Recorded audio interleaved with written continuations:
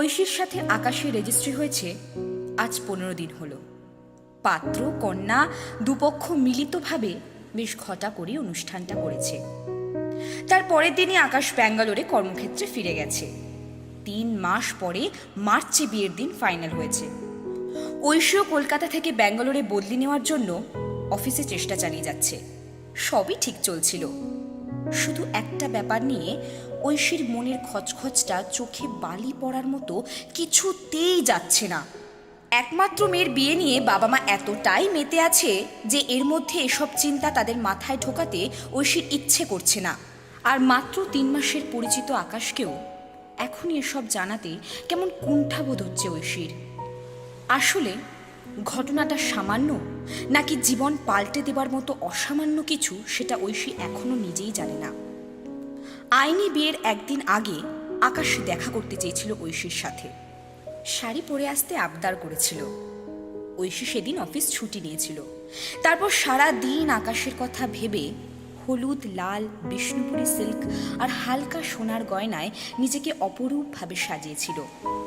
কিন্তু সেদিনই হঠাৎ শাড়ির কুচিটা গুছতে গিয়ে পেটে নাভির ঠিক উপরে গোলাকার একটা সাদা দাগ চোখে পড়ল ঐশীর। এমন কিছু তো আগে তার কখনো নজরে পড়েনি। ভালো করে 2-3 বার খেয়াল করল।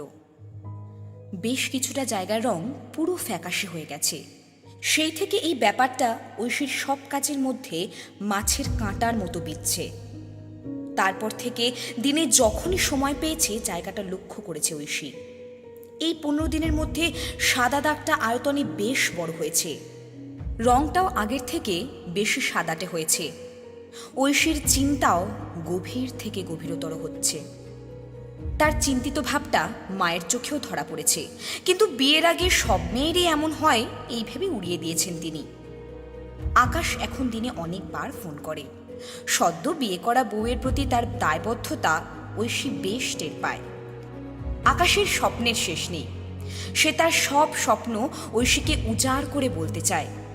কিন্তু এই ব্যাপারটার ধোঁয়াশা না কাটা পর্যন্ত ঐশী যেন কোনো কিছুতেই মন দিতে পারছে না। আজ ঐশী তার খুব কাছের বন্ধু পিহুকে নিয়ে বিশিষ্ট স্কিন স্পেশালিস্ট ডক্টর মালাকারের চেম্বারে এসেছে। বুকের মধ্যে ঠিপ ঠিপ মাদলটা যেন তার বেজেই চলেছে। অনেকক্ষণ পরীক্ষা নিরীক্ষা করার পর উনি গম্ভীর মুখে বললেন, একটু দেরি করে ফেলেছেন। খুব তাড়াতাড়ি ছড়িয়ে পড়ে এই জিনিস। চিকিৎসা শুরু করে দিতে হবে। আর হ্যাঁ, প্রথমে কয়েকটা টেস্ট করাতে হবে। ঐশী যা বোঝার বুঝে যায়। চেম্বার থেকে বের হবার আগে পিহু নিচু গলায় জিজ্ঞেস করল, এটা কি সেটি ডাক্তারবাবু? ওর সামনে বিয়ে, মানে অসুবিধা হবে নাকি ঠিক হয়ে যাবে? ডক্টর মালাকার চিন্তিত মুখে বললেন, দেখুন, এটা কিন্তু লুকোবার বিষয় নয়। দীর্ঘ চিকিৎসার মাধ্যমে সাফল্য আসে, আবার নাও আসতে পারে। যে কোনো দিন কিন্তু মুখেও শুরু হতে পারে। ঐশীর পায়ের তলার মাটি কেঁপে ওঠে। এক অনিশ্চিত ভবিষ্যতের ছায়া ঘনিয়ে আসে চারিদিকে। পথ চলতি সাদা দাগের মানুষজনের মুখ ভেসে ওঠে তার চোখের সামনে। শিউরে ওঠে সারা শরীর। ঐশী বাড়ি ফিরে বাধ্য হয়ে সবটা জানায় তার বাবা মাকে। অকস্মাৎ এই অভাবনীয় বিপদে তারা বাকরুদ্ধ। কিন্তু সেদিনই ঐশীর জেদে আকাশের বাড়িতে সবটা জানাতে বাধ্য হন তারা। প্রথমটা চুপ করে সবটা শুনলেও পরে আকাশের বাবা রাগে ফেটে পড়ে। আপনারা রসিকতা করছেন আমার সাথে? 15 দিন আগেও কি জানতেন না যে মেয়ের গায়ে সেতি আছে? নাকি রেজিস্ট্রিটা হওয়ার অপেক্ষায় ছিলেন? আমাদের ছেলেটা কি ফেল না যে সারা জীবন একটা সেতিওয়ালা মেয়ের সাথে থাকবে? না, এ বিয়ে কিছুতেই হতে পারে না। ঐশীর বাবা এত কিছু শুনেও শান্তভাবে বলেন, আপনারা আমাদের ভুল বুঝছেন। আমাদের তেমন উদ্দেশ্য থাকলে আজও জানাতাম না। তাছাড়া আমার মেয়ে নিজেই এই বিয়ে করতে চাইছে না। আপনি প্লিজ আকাশকে সবটা বুঝিয়ে বলুন।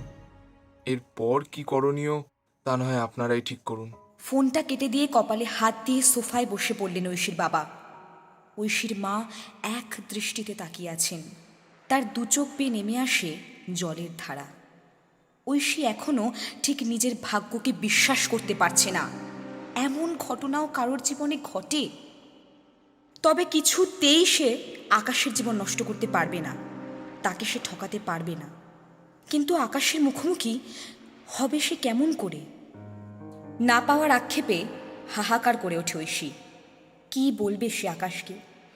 সে যে কত পরিকল্পনা ইতিমধ্যে করেই ফেলেছে। না, আকাশের সাথে কথা বলার দরকার নেই। কথা বললেই যন্ত্রণা আরও বাড়বে। যা বলার তো তার বাড়ির লোকেদের বলা হয়েই গেছে। ঐশী ঠিক করে নেয় কিছুতেই আকাশের ফোন রিসিভ করবে না। বাবা মাকেও বারণ করে দিয়েছিল। আধ ঘন্টা পর থেকে ক্রমাগত আকাশের ফোন আসতে শুরু করে। ঐশী পাথরের মতো নিশ্চুপ হয়ে বসে থাকে। একরাশ অবসাদ ঘিরে ধরছে তাকে। একবার মনে হচ্ছে সব কান্না, সব যন্ত্রণা উজাড় করে আকাশকে বলে ফেলে হালকা হবে, কিন্তু পরক্ষণেই মনে হচ্ছে কি লাভ, আকাশকে তো ভুলে যেতেই হবে। বাড়ির সবকটা ফোনে বহুবার চেষ্টা চালিয়ে আকাশ একসময় থেমে যায়। পরের দিন থেকে বাড়িতে যেন শ্মশানের নীরবতা। মেয়ের কষ্টটা বাবা মা অনুভব করছে প্রতিটা মুহূর্তে। ঐশী আজকে অফিস যায়নি। ভেবেছিল টেস্ট করাবে, কিন্তু শরীর সঙ্গ দিচ্ছে না। ভয়ানক এক ক্লান্তি আচ্ছন্ন করে ফেলেছে তাকে। বিছানা থেকে উঠতেই ইচ্ছা করছে না। সকাল প্রায় 10টা। চায়ের কাপ হাতে নিয়ে মা ঢোকেন ঐশীর ঘরে। ওঠ মা, এবার কিছু খেতে হবে তো। আকাশ আর ফোন করেছিল? কাপটা হাতে নিয়ে ঐশী বলল, কই না তো। এটা কি ঠিক করলি? একবার তো পুরোটা নিজে ওকে বলতে পারতিস। বিয়েটা তো তোদের হয়েই গেছে। মায়ের শেষ কথাটায় ঐশীর বুক ধড়াস করে ওঠে। ডোরবেলটা বেজে ওঠে। ব্যস্ত পায়ে মা দরজা খুলতে যান। দরজা খুলে তিনি অবাক। এ কি আকাশ, তুমি কি করে এলে? প্রণাম সেরে আকাশ বলল, আপনার মেয়েটা যে এতটা ছেলে মানুষ সেটা তো জানতাম না। কোথায় সে? বলে নিজেই ঐশীর ঘরের দিকে এগিয়ে গেল। এই যে মহারানী, লেপের তলায় আরামে শুয়ে আছেন, আর আমি কাল সারা রাত একটা টিকিটের জন্য হন্যে হয়ে মরেছি। শেষে কিনা 3 গুণ টাকা দিয়ে আজ সকালের ফ্লাইটে আসতে হলো। ঐশী আকাশকে দেখে ভূত দেখার মতো করে চমকে ওঠে। তারপর কোনো মতে বলল, তুমি হঠাৎ আসতে গেলে কেন? আমি কি বলেছি তোমায় আসতে? না, আসবে না। কি একটা সাদা দাগ হয়েছে অমনি আমাদের বাড়িতে জানানো হয়ে গেল, অথচ আমাকে জানানো হলো না। বিয়ে ভেঙে দেবে, এত সস্তা। বিয়ে মানে বোঝো, তোমার সুখ অসুখ সবটাই এখন আমার। বলেই আকাশ পিছন ফিরে ঐশীর মায়ের দিকে তাকালো। তারপর বলল, কি মা, ঠিক বলেছি কিনা বলুন? ওর অসুখ হলে সেটা সারাবার দায়িত্ব কার? আমি তো সেটাই বলছিলাম বাবা, তোমার সাথে যেন একবার কথা বলে। শুনুন মা, 1 মাসের মধ্যে আমি ওকে ব্যাঙ্গালোর নিয়ে যাব। ওখানেই ট্রিটমেন্ট হবে। এটা এমন কোনো বড় ব্যাপার না। যদি বিয়ের অনুষ্ঠান করতে চান এর মধ্যেই সেরে ফেলুন, আর না হলে কোনো ক্ষতি নেই। বিয়ে তো আমাদের হয়েই গেছে। কিন্তু তোমার বাবা? ওটা আপনি আমার ওপর ছেড়ে দিন। দুহাতে মুখ ঢেকে ফুপিয়ে ওঠে ঐশী। এতক্ষণের জমানো যন্ত্রণা, হাহাকার কান্না হয়ে ঝরে পড়ছে। তোমরা কথা বলো, আমি চা নিয়ে আসছি। বলেই রান্নাঘরের দিকে চলে গেলেন ঐশীর মা।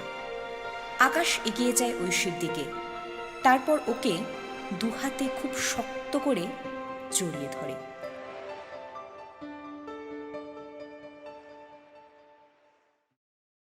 শেষ হলো বেনিয়া সহকলার 4র্থ নিবেদন উড়ান। গল্পটি লিখেছেন রিমিতা কর। এছাড়া আপনাদের সাথে ছিলাম আমি প্রণন, অর্ণব, সৈকত, দেবস্মিতা, মিত্রম এবং 2টি বিশেষ ভূমিকায় ছিলেন মল্লিকা রায় চৌধুরী ও পারমিতা মুখার্জি। এতক্ষণ আমাদের সাথে থাকার জন্য ধন্যবাদ। আর একটা কথা, ভালোবাসা হোক 2টি মনের, সম্পর্ক হোক 2টি মানুষের, তাদের সামাজিক, শারীরিক বা অর্থনৈতিক বৈশিষ্ট্যের নয়। সবাইকে আবারও ধন্যবাদ।